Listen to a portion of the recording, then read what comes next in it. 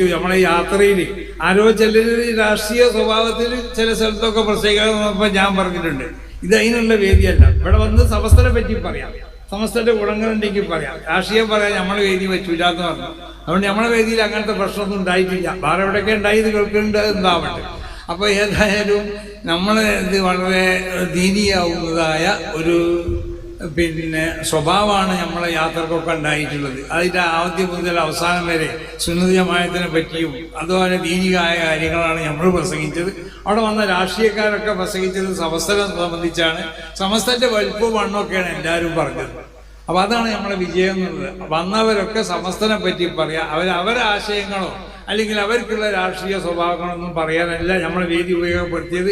അതിൻ്റെ ആർക്കോട്ട് സാധിക്കില്ല. ആ സദസ്സിക്ക് അങ്ങനത്തതായ ഒരു പ്രൗഢിയും ഒരു പുണ്യമൊക്കെ ഉണ്ട്. നമ്മൾ അറിയാത്ത ആളുകൾ അതിനെന്താവും തടുത്തുകൊണ്ടേ നിൽക്കും, മഹാന്മാരാവുന്ന മശായഖന്മാർ. അതുകൊണ്ട് നമ്മളതിൽ അങ്ങനത്തെ ഒന്നും അനുഭവപ്പെട്ടില്ല. പിന്നെ വേറെ എവിടെ അനുഭവപ്പെട്ടില്ല എന്നൊക്കെ കേൾക്കുന്നുണ്ട്. അത് എന്തോ ആവട്ടെ, അല്ലാഹു സുബ്ഹാനഹു വ തആല അതിന് തൊട്ടൊക്കെ നമ്മളെ കാത്തു രക്ഷിക്കട്ടെ.